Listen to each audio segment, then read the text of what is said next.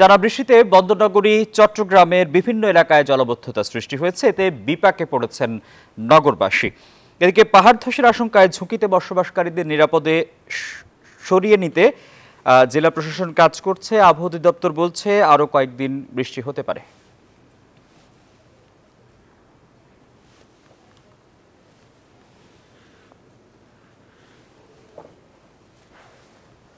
ধন্যবাদ আসিফ টিপু আপনাকে। আমি বাণিজ্যিক এলাকা আগ্রাবাদে আছি। দেখতে পাচ্ছেন যে কোনো জায়গায় জলাবদ্ধতা বলতেছে জলজটের সৃষ্টি হচ্ছে।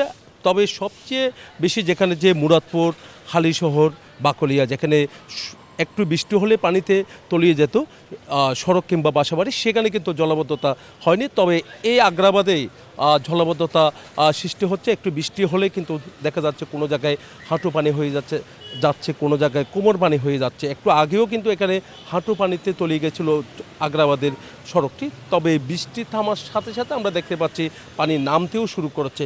দেখতে পাচ্ছেন যে আগে কিন্তু যখন জলাবদ্ধতা হতো তখন কিন্তু ঘন্টার পর ঘন্টা কিন্তু সড়কে পানি থাকতো, দ্রুত সময়ের মধ্যে পানি নামার সেই সুযোগটা কিন্তু ছিল না। এখন নালাগুলো কিছুটা পরিষ্কার করা হয়েছে। বিভিন্ন জায়গায় যেখানে জলাবদ্ধতার জায়গা নামে পরিচিত সেখানে কিন্তু জলাবদ্ধতা তেমন হচ্ছে না। তবে আজকে আগ্রাবাদে আমরা দেখলাম যে জলাবদ্ধতা সৃষ্টি হয়েছে, কোনো জায়গায় জলজট দেখতে পাচ্ছি। এখন কিন্তু কিছুটা পানি নামতে শুরু করেছে। তবে এখানে আগ্রাবাদের মানুষ যারা আছেন তারা কিন্তু বারবার চাচ্ছেন যে এই আগ্রাবাদ যেহেতু বাণিজ্যিক এলাকা, এখানে বিভিন্ন অফিস আদালত থেকে নিয়ে সব কিছু কিন্তু আগ্রাবাদে আছে। আমরা বাসিন্দা যারা আছে তাদের সাথে আমরা একটু কথা বলতে চাচ্ছি যে জলাবদ্ধতা একটু বৃষ্টি হলে আগ্রাবাদ পানির নিচে, আজকেও তো পানির নিচে ছিল। হ্যাঁ জি, আজকেও পানি নিচে ছিল। অল্প বৃষ্টি দিয়ে কিন্তু অনেক পানি হয়ে গেছে। আমরা হাঁটতে পারতেছি না, ফুটপাতে হাঁটবতে ওই জায়গাও নেই। দেখেন না আপনি দোকান বসে এখানে কী অবস্থা করে রাখছে।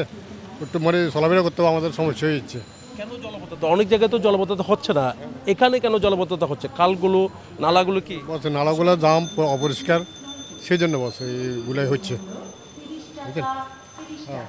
আসেন একটু পানিতে। আমরা এতক্ষণ ধরে কথা বলেছি, এখানে যারা বাসিন্দা আছেন তারা যেমনটা জানিয়েছেন যে জলাবদ্ধতার আকার কিন্তু দিন দিন বাড়ছে আগ্রাবাদে। তবে এই জায়গাগুলোতে যদি খাল নালাগুলো যদি একটু পরিষ্কার করা হয় তাহলে জলাবদ্ধতা থেকে রেহাই পাওয়া সম্ভব বলে তারা মনে করছেন। এই ছিল আমার এখানকার সর্বশেষ। ফিরে যাচ্ছে স্টুডিওতে আসিফ টিপুর কাছে। বান্ডেল থাকলে প্রতি সেনমানিতে টাকা বাঁচবে। বিকাশ সেনমানি বান্ডেল কিনে জিতুন প্রতি লেনদেনে।